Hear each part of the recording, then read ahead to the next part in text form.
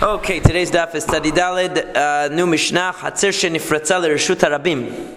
So a chatzer, a courtyard that is broken open to the public domain, amachnis mitocha l'reshut hayachid or mishut yachid letocha chayav. Divrei Rabbi Eliezer, if somebody were to bring from this chatzer, this courtyard, into the public domain, this courtyard is broken into the public domain. If somebody were to bring from it into the private domain or from the private domain into it, chayav, he is culpable. Now what does that mean? That means that basically you have a courtyard that is now wide open to a public thoroughfare. According to Rabbi Eliezer, so it would seem from the simple reading of the Mishnah, it's now considered a public domain.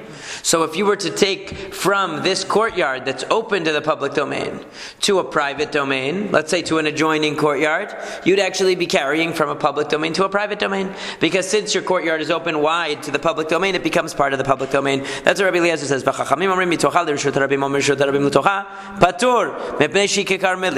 rabbis say, whether you take from this area, this courtyard that is now wide open, to a private domain, or as they say, to a public domain, it doesn't matter. You're patur, you're exempt. Why? Because it's a karmelit. It's rabbinically forbidden now to carry in this courtyard. But we don't consider the courtyard 100% public domain. We consider it to be a place which is rabbinically prohibited to carry because it's quasi-public. It's open, but it's not really a public domain. So therefore, to carry from it to the private domain or to the public domain is rabbinically prohibited.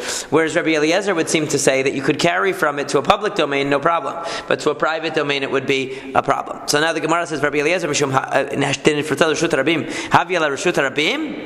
are you telling me that just because this place is open to the Reshut Harabim, just because this courtyard is open to the public domain, it becomes equivalent to a public domain? And that's the machloket between the Chachamim and Rabbi Eliezer, that Rabbi Eliezer is saying that the breakage of this courtyard into the public domain means now that we consider it like a public domain, whereas the rabbis, the rest of the Chachamim say that it's considered only like a karmelit. Is that really the machloket? Yes. Do we know here whether they're talking about a wall that collapsed entirely or just entirely? Yeah, entirely. Must be. It must be. It's wide open. It's nifratal l'reshut harabim. So, for the simplicity's sake, at least, Rabbi Eliezer is following his own reasoning. The Tani Rabbi Yehuda Omer Mishum Rabbi Eliezer, because Rabbi Yehuda said in the name of Rabbi Eliezer, Rabim shebaru derech latzman ma shebereru bereru, that if the community chooses a derech for themselves, in other words, they choose for themselves a domain, that domain becomes theirs. So as Rashi explains, if there's a certain field where the public decides they're going to use it as a thoroughfare, whatever they choose, it becomes part of the public domain. And therefore, in the same case here, that once the public domain has claimed this chatzer, basically, because it's wide open, so people walk through it now, they started using it as the public domain, so that becomes theirs. That's what Rabbi Eliezer said. Ain't really? Ve'amar Rav Gidal, Rav Gidal said that Rav said, Ve'u she'avedala en derech be'oto sadeh. That's only when the community had a thoroughfare in that place before. And what happens? They can't identify where it is. And so there's a dispute. According to the owner of the chatzer, according to the owners of the courtyard, the street started over here. And according to the community, no, it started here where your wall collapsed, that's where it started. And the owner said, no, it started further in to the public domain. This is our personal, private property. It would be like if somebody came and said, your lawn, your front lawn, that's actually part of the street. You're encroaching on public property. And you say, no, this is my lawn. What are you talking about? This is not yours. The street starts over there, and this is my lawn. So in that case, we say, if the public says, you know what, this is ours, it's like eminent domain in American law. But when they widen the streets. Yeah. No, that's exactly how it is. Yeah. In the United States, has it. Part of your own belongs to the city. Yeah. So the point is that you can't compare, because our Mishnah seems to be talking about a case where the wall collapsed and the people just started walking through the courtyard and using it as a public domain. But where was it said that part of the courtyard, in other words, that if the people claim a certain thoroughfare as theirs, that it becomes theirs? Only when it belonged to the public before. In other words, if it belonged to the public before and there was a dispute, so then the public rule But if there is no dispute and my fence breaks and everybody just starts deciding to walk through my yard to make it their thoroughfare, there I could say, excuse me, get out of my yard. This is my yard. So everybody agrees. So how in our case of the Mishnah where the courtyard breaks, how can we say just because people start passing through that it becomes theirs? So maybe you'll tell me, maybe you'll tell me so too here, that we're talking about a situation where originally the public domain had a thoroughfare here, and the public is claiming that this courtyard is squatting on their stuff, is squatting on their road. Okay, and they can't identify exactly where it was originally, but they're claiming that it's here, at the edge of the courtyard. Didn't Rabbi Chanina say that the entire Chatzer is part of the argument here? In other words, Rabbi Eliezer doesn't just say that there's one section that the public is claiming belongs to them, and that section, since they've now claimed it and they're now using it, we give it to them and it's considered public domain. The machloket was the entire courtyard that's open to the public domain now belongs to the public domain. So it's not just about like one section. Emma al mekom mechitza machloket. Rather say al mekom mechitza machloket. Only the place where the wall fell is where the argument is. In other words, that area where the wall fell, the owners of the courtyard say this was never a road for the public domain.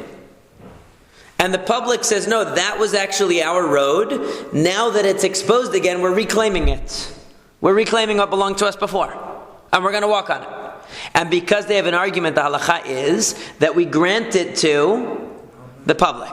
Okay, now according to this, that would mean that the Chachamim say, the Chachamim osinota karmelit.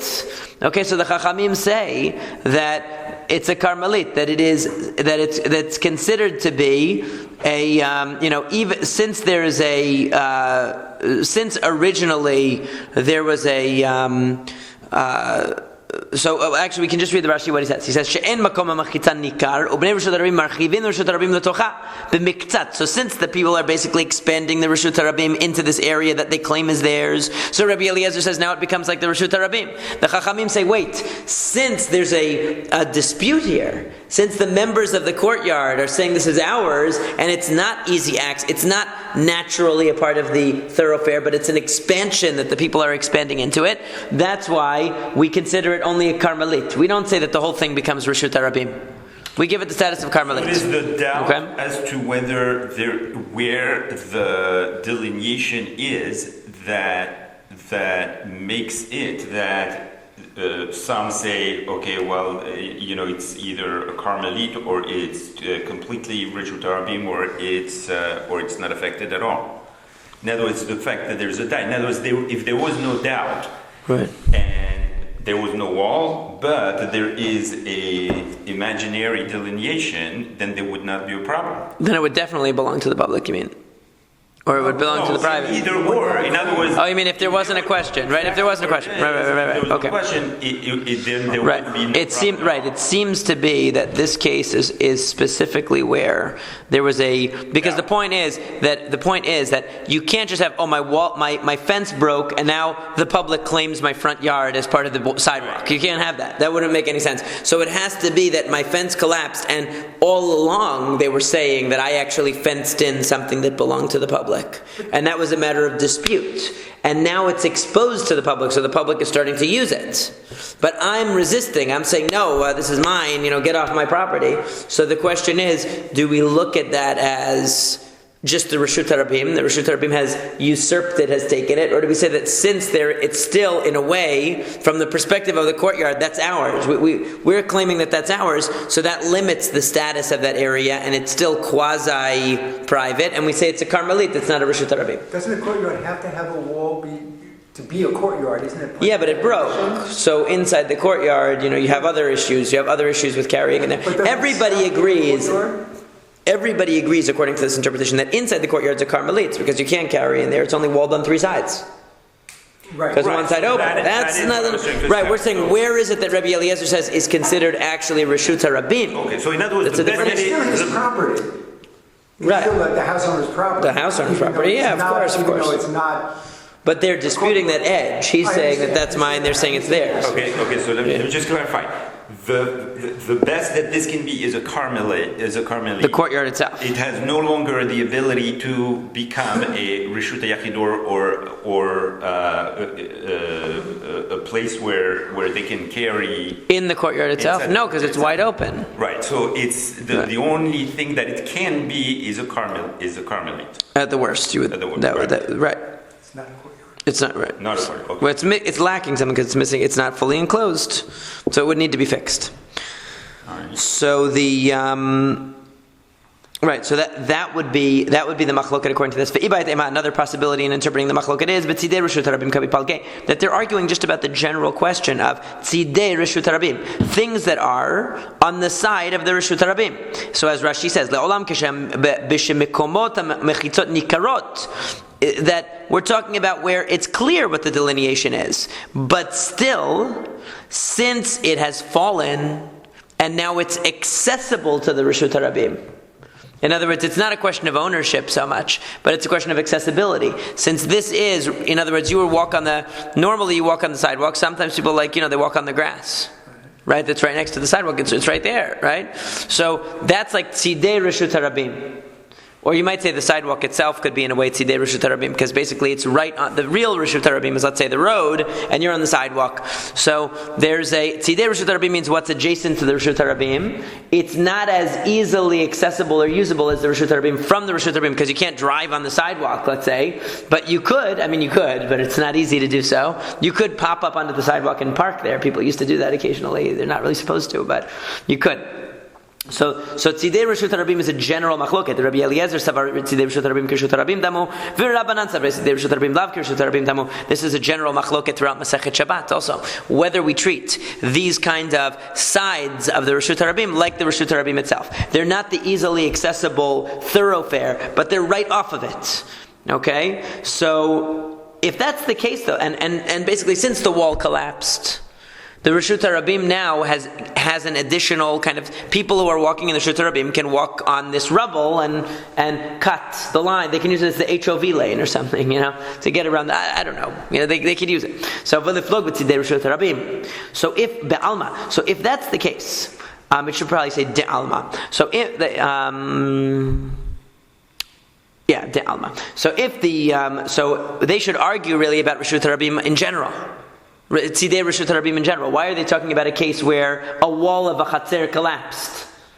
There's a general case of Tzidei Reshut HaRabim, something that's right off of the Reshut HaRabim, whether it's considered to be, so that Rashi says, for example, that's the next Rashi, but the point is that why does it have to create a case where the wall falls in the chatzer? Why can't it just talk about the general, like a little alcove off of the Reshut HaRabim would be the same?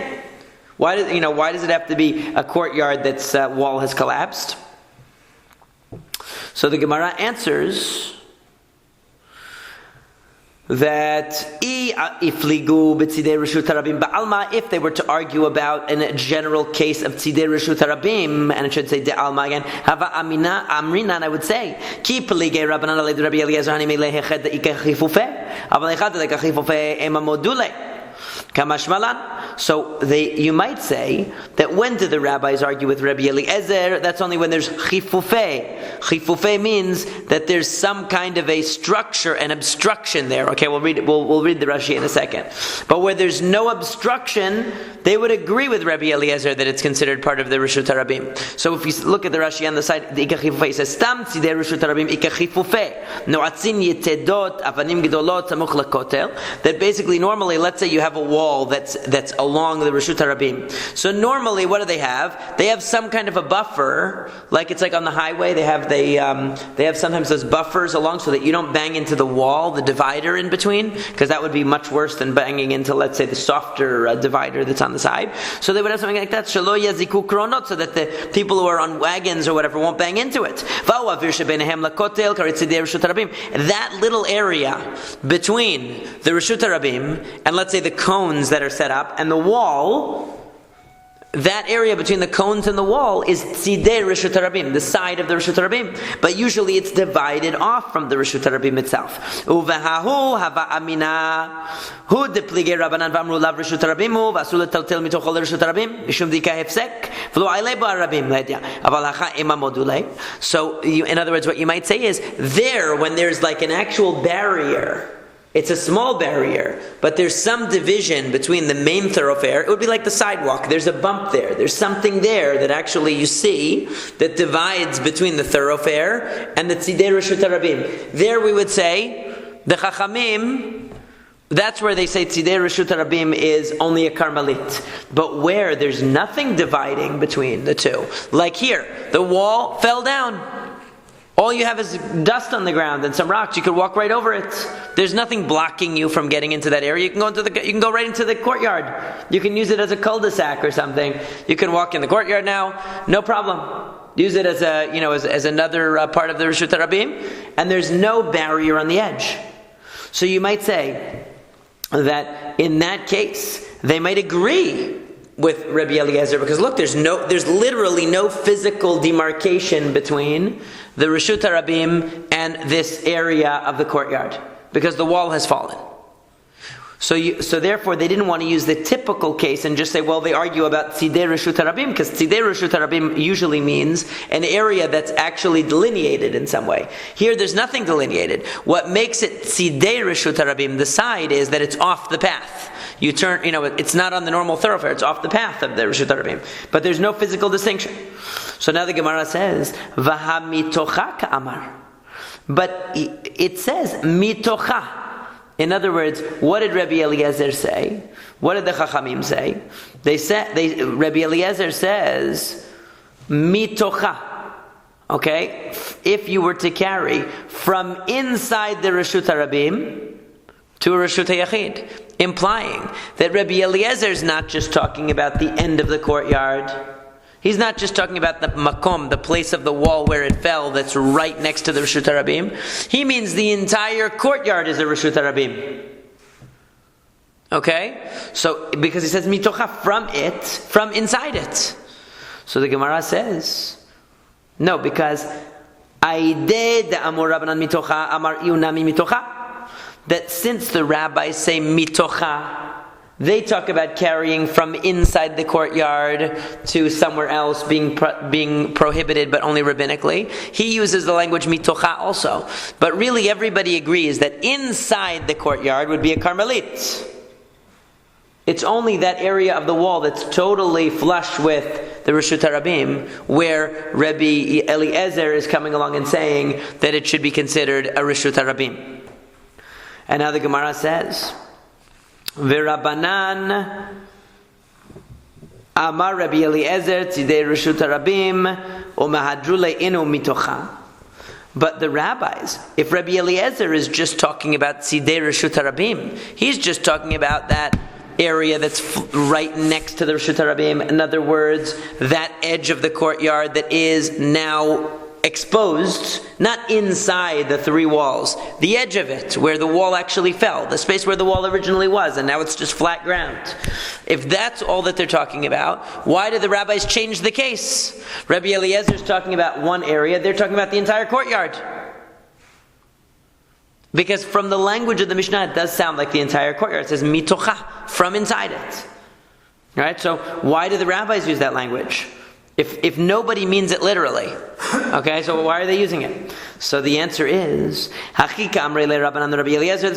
what the rabbis say. Milo kamoditlan hechad tiltel mitocha l'reshut harabim u'reshut harabim l'tocha depatur mipnei shik karmelit tzidena milo shena.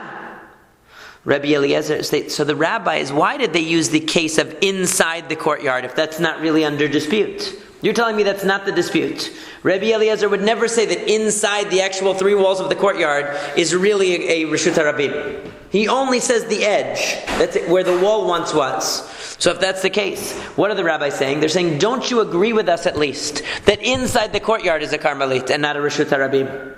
So too, that where the wall once was is also just a Carmelit and not a Reshut HaRabim. And what did he answer? Rabbi Eliezer atam lo kadar seil la rabim Hacha kadarsei larabim.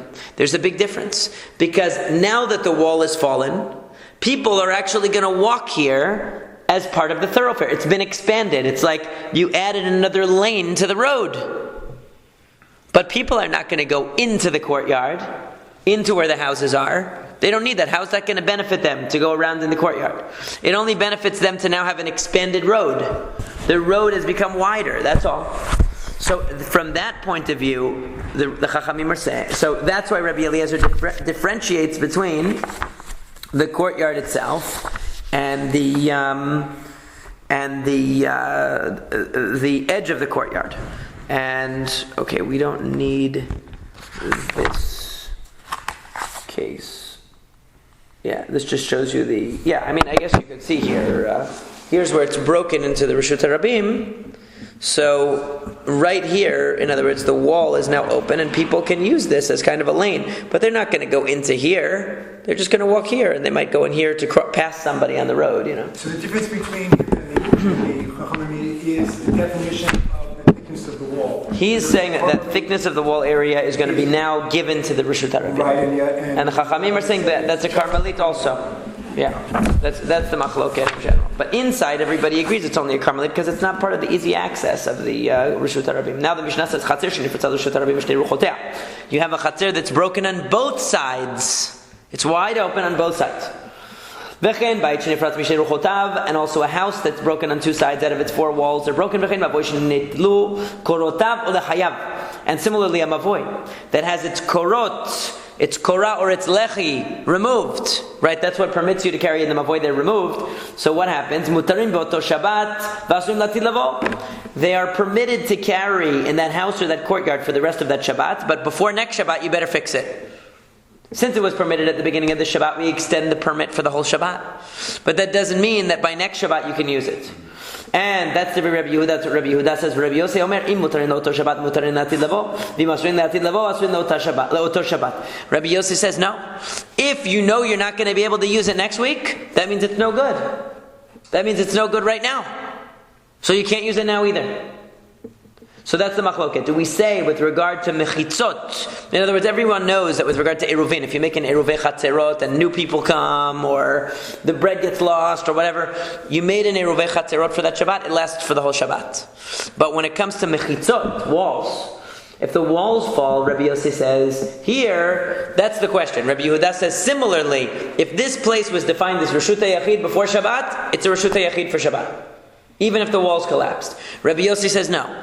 If it's not going to be defined as a Reshut HaYachid for next Shabbat, it's not a Reshut HaYachid now either. The Gemara says, what are we talking about over here? If we're talking about an opening of 10 amot. Now the first case, we're talking about the chatzir that's open. The courtyard is open on two sides. So if we're talking about where the opening was 10 amot, so it shouldn't be a problem, because we always say that a breach of 10 amot is considered an opening, a doorway. So no problem. We don't care that it's open at 10 amot, that's nothing. Even if it's open on both sides 10 amot, it's a doorway. Rather, what must you say? But then you're going to have to say that it's more than 10 amot, but if that's true, then you're going to have to say that even one breakage, even one pirza is going to invalidate the courtyard. Why? Because it's more than 10 amot. It's a breach in the wall. Now it's considered wide open. So why do you have to say that it's on two sides? Amar Rav says, Le'olam be'eser, really we're talking about where it's only 10 amot, ugegon shenifratza bekeren zavit, depitcha bekeren zavit, lo avdei nashe. That we're talking about, yes indeed, where there's a 10 amma opening. Now normally if there's a 10 amma opening, and this 10 amma opening is on one of the sides, we would say the 10 amma opening is a doorway. But he says it's in a corner. Nobody makes a doorway in a corner. Okay? And cutting out, yeah, there's a picture, that's a good picture. That one in here too, pretty much the same. In other words, you have a corner. Nobody makes a doorway in the corner like that that's opening, breaking two sides. And it's 10 amot each way? No, it's the whole thing is 10 amot, but since it's on a corner, we don't count that as a doorway. We say that's just a breach. Okay? So that's the way that he interprets the Mishnah. So that's why it's 10. In other words, if it were more than 10 amot, then any wall would invalidate the whole thing. If it's 10 amot even or less, then it would be considered a doorway. So we must say it's 10 amot even, but it's covering two. The reason why it says mishtei ruchoteha, it's two sides, meaning it's in a corner. And that's why it's not going to be considered a doorway. Next, similarly, you have a house, which we assume has 4 walls, and 2 of the walls are broken in. So what happens? Now we're assuming if it tells us that 2 walls being broken is the problem, then 1 wall must be okay, right? So if 1 wall is okay, why is the 1 wall okay? Because pi tikra yored v'sotem. Because we have a principle that the roof comes down and seals off the opening.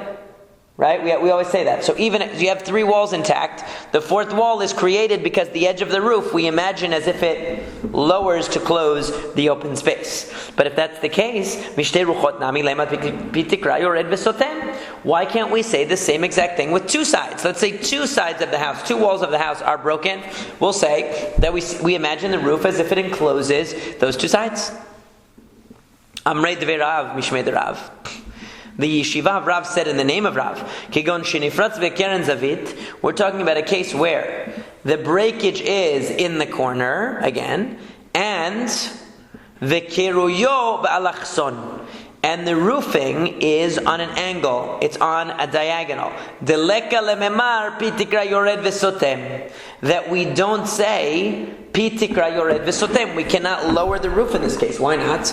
Because since it has a roof that is on a diagonal, even if we extend the roof, where is it going to go? Down here? It's not going to go down. In other words, here's the opening on the corner, but the direction of the roof is away from the corner. It's not coming down this way. If it were a flat roof, we would say, okay, we'll seal this off. But since the direction of the roof is on a diagonal, it's on an angle, so even if we extend it, it's away from the house. It's not going to extend downward. It's on an angle. Look, it's like this. No, I know it's alachson. Yeah. It's alachson, yeah. So if you extend that, it goes away from that. It doesn't come down to close the wall. If it's flat, so we take the edge and we make a right angle. So why can't you? If it's a diagonal, Why can't you do Why can't you do the same thing? Yeah. you mean why can't we cut it this way? Yeah. It's a good question. It's a flat roof. Yeah. If you take the same principle with the flat roof, it's even worse. Yeah. It just goes No. down. It doesn't. Yeah, because you're creating a whole new plane. Right. You're creating a whole new line. So let's see if Rashi explains this issue. So he says, so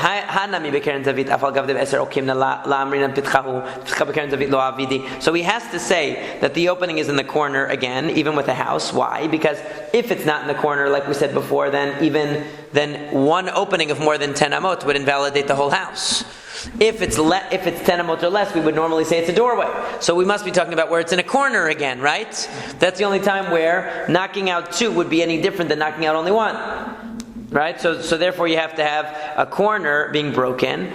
And then, what do we say? Umishum pi tikra nami lo, kegon shekiruyo ba'alachson b'shipua, kegon gagin shelanu, deleka peh. That there's no mouth to it. In other words, there's no edge to it. Apparently what there needs to be is some kind of it has to be flat on the edge, and it has to meet. In other words, when it meets the poles or whatever's holding it up, we consider it to go down. Why is it? Yeah.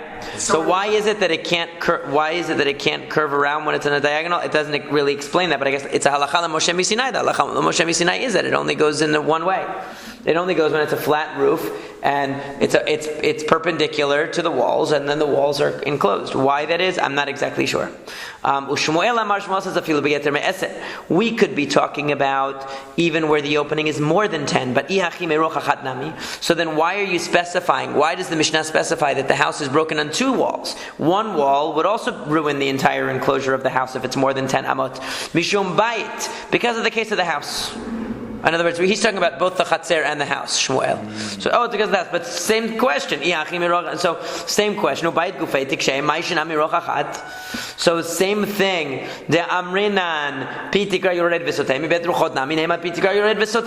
You're telling me about the house. The house is the same thing. In other words, if you're going to invoke the idea that you can close the side, with the roof on one side, why can't you use two sides? If you can't do it for one side, then you can't do it for two sides. In other words, it should be the same. Two sides shouldn't make it any worse. Vitu, and furthermore, does Shmuel really hold of this principle that if you have a roof, that we can enclose it using the edge of the roof?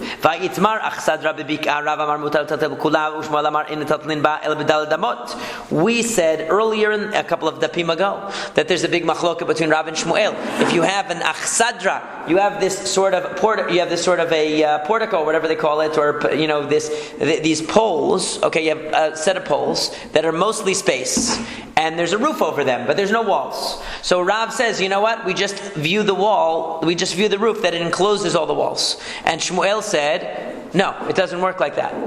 He only allows that when there's some real walls involved, but when it's just out in the middle of nowhere, he doesn't allow it. So over here, we're saying two questions against Shmuel. First of all, if he's going to say that we're talking about a breach of more than 10 amot, then why does the Mishnah mention that it's on two sides? One side should be bad enough. And secondly, does Shmuel even hold that we invoke this principle that we close a side by using the roof, by imagining that the roof descends and closes one of the walls? So the answer is ha lo kashya. The second question is not a problem because kiletle bedalet aval b'shalosh itle. Because true that Shmuel holds that you can't create four walls using pi tikra yored v'sotem. You can't create four imaginary walls. And this thing in the middle of the valley has only poles. There are no walls, just a roof. And you want to make a wall on the right, the left, the front, and the back. You want to make four walls out of it. You can't do that according to Shmuel. Rav says you can. Shmuel says no. But here, what do you have in the house? 2 or 3 intact walls. So what do we say? Since you have 2 or 3 intact walls, that they should be able to close. But we still have the question, we still have the problem that if it's more than 10 amot, even one wall being breached should be a problem. Even one wall should be unredeemable, right? It shouldn't be able to fix it. 10 amot. Irredeemable. What? It's 10 amot wide. If it's more than 10 amot wide, the breach should ruin the house. Even on one side. Not on 2 sides. You shouldn't need it to say 2. Well,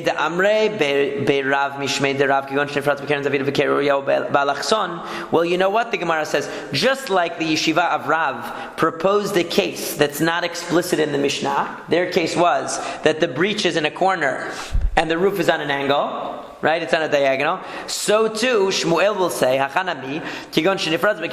he's also going to say, we're talking about where the breach was in the corner. And the roofing was with 4 tefachim. What does that mean? So what it means is like this. Let me see. You need a 3D really to get this picture. So what it's talking about is like this: that not only is there a corner where it's broken, okay? Not only is there a corner where it's broken, but what you end up having is part of the tikra, part of the actual roof is broken as well.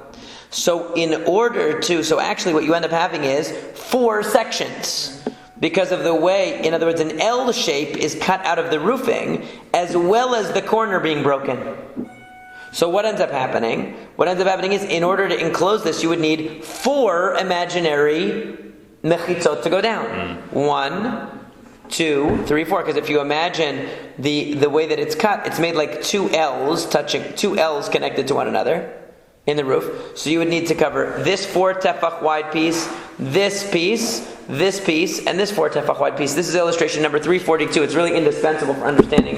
It's very hard to understand Rashi the way his drawing is because it's 2D. To see it 3D, it makes sense. Okay? To 3D, it makes more sense. Now, but what's the idea? The idea is that Shmuel has a limit on how much he will allow the roof to go down to enclose an area. And what was his limit? 4 is too much. 3, fine. If you have 1 wall and you need to enclose the other 3 walls with the roof, fine. But 4 you can't do. And here in this corner you actually have 4. Because you have the 2 big pieces that are missing and the indents in the roof that create 2 other smaller pieces that are now missing out of the wall. So in order to make up for all of it, you would need 4 imaginary walls to come in and to enclose, and that's why he's not going to allow you. So that's why he said that that even if, in other words, so therefore that's how we interpret it. That's why it's 2 walls. It's 2 walls because it's in the corner, and you have this. You need to make this enclosure of 4 pieces. Okay. So now the question is that, and it doesn't matter how large that. In other words, he said even if it's it could be more. It could be more than 10 amot, right? In that one breakage. That's what he's saying. In other words, before when Rav said it's talking about where it is. The question was, is it 10 amot the breakage? If it's 10 amot, then what's the problem? Oh, because it's in a corner. Right? So Shmuel is saying, even if it's more than 10 amot, I wouldn't care, because I could say that the roof is going to enclose it. The only thing is that the way that the breakage happened, it took out a piece of the roof as well. So now the corner is a jagged corner, where you actually need to lower 4 imaginary pieces in order to enclose it, and that's why it's considered breached. Shmuel would say that doesn't work. Rav might say that would work. In that case. Right. Rav would say that would work, assuming that the roof is flat. It seems like Rav would say that would work, yes. So Shmuel lo amar Rav alachson lo katane. So why didn't Shmuel adopt the interpretation of Rav? Because the Mishnah doesn't talk about a diagonal roof, and back then that was uncommon. The common roof is the flat roof. And Shmuel lo amar Rav. And Rav lo amar Shmuel. And Rav did not say like Shmuel. Why? Ve'Rav lo amar Shmuel imken havya leach sadra. Because Rav will say, Shmuel, listen, according to you, this case of the Mishnah is just exactly the same case we already argued about, which is the case where you have the 4 or whatever, you have the pillars with the roof on top, and you need to create 4 walls. It's the same case, and I'm not going to believe that this is just the same case as that. It's the same as Achsadra. I don't need another case like that. Why would they make such a complicated case to illustrate the point of 4 walls coming down for Pi Tikrat Yored V'Sotem, when they could just give us the simple case of the Achsadra that we already discussed? Well, because one is an established one, the other one is one that's where it used to be a house, and now right. But according to Rav, that's already. In other words, according to Rav, it's not an issue. So he'll say it's not going to be in the Mishnah because it's not a real issue. That's your issue, Shmuel. That's your own personal issue. I hold that's not an issue, so therefore it's not going to be in the Mishnah because it's not an issue, according to me. So that's why he doesn't adopt that interpretation. So, and now the Itmar, as we stated, Achsadra Babika, we said this just a few lines ago, but they're restating it, that if you have this Achsadra in the middle of a valley, which means that it doesn't have any real walls around it, Rav Amar Mutal Tatel B'Kula V'Shmuel Amar In Metatlin B'Arba Amot, Rav Amar Mutal Tatel B'Kula Amrinan Pitikrav Yored V'Sotem, U'Shmuel Amar In Metatlin B'Arba Amot, Lo Amrinan Pitikrav Yored V'Sotem. So back to this issue, you have this open, there are no walls in the structure, just pillars coming down and a roof. Rav says we seal it off by imagining the walls coming down. Shmuel says no, that doesn't work because there's not even one real wall. Now the Gemara asks, what case are they arguing about here? So kule alma lo plige. Okay, be'eser kule alma lo plige. That if the space between the pillars is only 10 amot, then there's no problem. Everybody will agree that this achsadra is no problem. Because the space between the pillars is the space that you could have even in a chatzer, between the sides of the chatzer. Right? If there's a breach of 10 amot or less, it's fine. So if the pillars are within 10 amot or less of each other, everybody agrees you can enclose all 4 sides using the roof, the imaginary descent of the roof. However, when do they argue? When it's more than 10 amot between the pillars. If there's more than 10 amot between the pillars, so there Rav says you can still lower the walls and close it off. Shmuel says now you can't. And some say Ika da Amrei biyeter kule alma lo plige. Actually, everybody agrees if the pillars are more than 10 amot apart, there's no saving this thing. There's no way. It's too much space. Ki plige be'eser. Where are they arguing? when there's 10 amot in between the pillars. That's where Rab says you can enclose it and Shmuel says you can't. So the second version is more strict. In the second version of the dispute, everyone agrees if the pillars are very far from one another, more than 10 amot, nobody holds that the roof encloses the walls. And if there's less than 10 amot, only Rav holds that it's good. In the first version, if there's 10 amot or less in between the pillars, everyone agrees it's good. And even if there's more than Eser, Rav would still say it's good. So it's a more liberal interpretation of the first one. The essence of the argument is that, one party says that you actually need actual wall to consider them wall, and the other party says, well, you can have imaginary The walls. question is, under what circumstances do they argue? Do they argue where there's... In other words, everyone agrees that Shmuel holds that under some circumstance you need at least one real wall. What's the circumstance? Is it where the pillars are more than 10 amot apart? That's where he insists on that? Or even when they're only 10 amot apart, he still insists on that? That's what they're saying now. That's what they're asking now. No, but then the other party says that it doesn't matter whether it's less than 10 amot. That's Rav. That's Rav only. In other words, right. So right. His view is that it doesn't matter whether they're... We're having a machloket on a machloket. If you were able to have I would suspect that according to his opinion, if you could have a roof standing on 4 sticks, sticks, right? That would work too, because even though it's 10 amot apart, because it's no problem. Because according to Rav. Right. According to Rav. Yeah, according to Shmuel, it would say everybody agrees. According to Shmuel, if the pillars are more than 10 amot apart, it's no good. Right. The question is, does Rav allow it even when there are more than 10 amot of space? And would Shmuel agree when there's 10 amot or less? Right. Does he only prohibit when it's 10 amot or more? So the question is for both of them, what do they exactly hold? So, V'had Amar Rav Yehuda, that which Rav Yehuda said, Korah dalid matir b'churba. If you have a board which is 4 tefachim in width, in a churba, in a ruin. In other words, it creates a kind of a roof. It's 4 tefachim in width. It covers over 4 tefachim of space. So in that case, you can use that korah, you can use that board to be able to carry under it, even though the walls in that area are ruined. It's a ruin. But you put that there. So Rav Nachman Amar Rabba bar Ravua korah daled matir b'mayim. And similarly, Rav Nachman said that Rabba bar Ravua said that if you have a board of 4, okay, that the airspace under it is considered covered by that board, and we look at it as pitikra yored v'sotem. The area is sealed off, and you can carry under that board.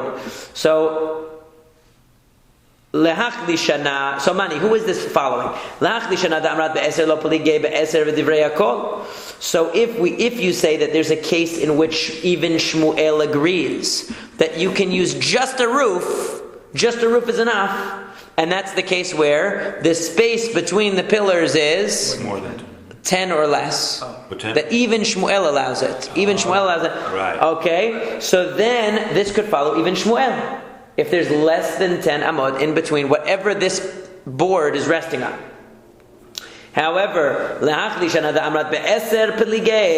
according to the view that Shmuel never allows a roof to be enough without any walls, even when there's 10 amot or less between the pillars, he still doesn't allow it. So then Kirav, then the only case where a roof alone could create the enclosure would be, according to Rav. Okay? Maybe Rav and Shmuel, maybe Abaye and Rava were arguing about the same argument as Rav and Shmuel. The Itmar, as it says, Sikech al gabe achsadra. If you have an achsadra, you have this case where you have these pillars, and you put sechach over them. Sheyesh la petimin, that has, it has sticks coming down, okay, and you put on top of them schach, so kshera, that's fine. Ein la petimin, if it doesn't have these petimin, it doesn't have these fixed sticks. In other words, these fixed pillars that are within 3 tefachim of each other. Vertical supports, right? Within 3 tefachim of each other, Rashi says. That would be pasul. It wouldn't be considered good. So Abaye Amar Keshera, Verava Amar. So that's the question. In other words, when it has petimin kshera. So ena petimin Abaye Amar Kshera, Verava Amar Psula. So according to Abaye, even if these pillars are not lined up within 3 tefachim of one another, According to Abaye, it's still good. According to Rava, it's not good. So we could interpret it like this. So that Abaye Amar Kshira Amar Pi Tikra Yored V'Sotem. That Abaye says that why is it that you don't need vertical supports, a lot of vertical supports? You just need, let's say, the four corners to be supported. Because he says the Sechach roof comes down and seals off the walls. So you don't need anything in between. And Rava says, "V'Rava Amar Psula Lo Amar Pi Tikra Yored V'Sotem." So Lema Abaye Kerav Ravak Shmuel, which basically means that Abaye is following Rav and Rava is following Shmuel. Abaye is following Rav, who says that just the roof is enough. You don't need those vertical supports in between the pillars. You have one in each corner, and that's enough. According to Abaye, and according to Rava, rather, he's following Shmuel, who says that's not enough. You need the supports in between. So then the Gemara says, no, that's not necessarily true. Because Kule Alma Lo Pligay, Aliba de Shmuel, Kule Alma Lo Pligay. Nobody disagrees according to Shmuel. Ki Pligay Aliba de Rav. Everybody's following Rav's view here. Everyone's following Rav's view. However, so then what's the machloket?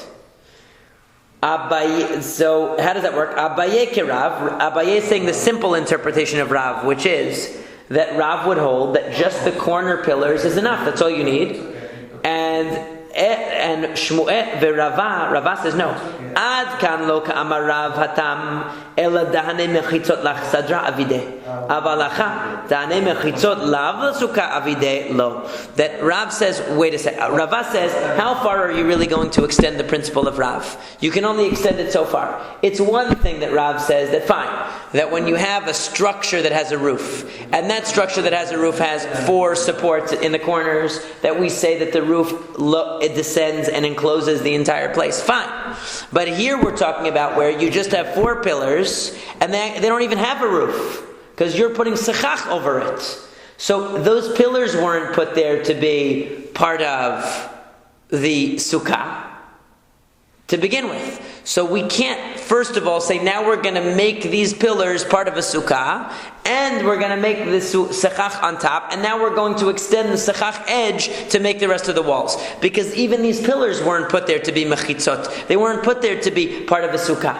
In a case where the pillars were set up to be part of a structure that has a roof, there Rav will say that the edge of the roof descends and encloses the area. But here, they weren't even placed there to enclose an area. They were placed a pillar, just as it was decorative. It was like a decorative place, and now you co-opted it to be a sukkah. So there, even Rav is not going to agree with that, says Rava. So therefore, you have three opinions. You have Shmuel's view, who would say this is definitely no good, because you can't create four walls out of just having the sechach.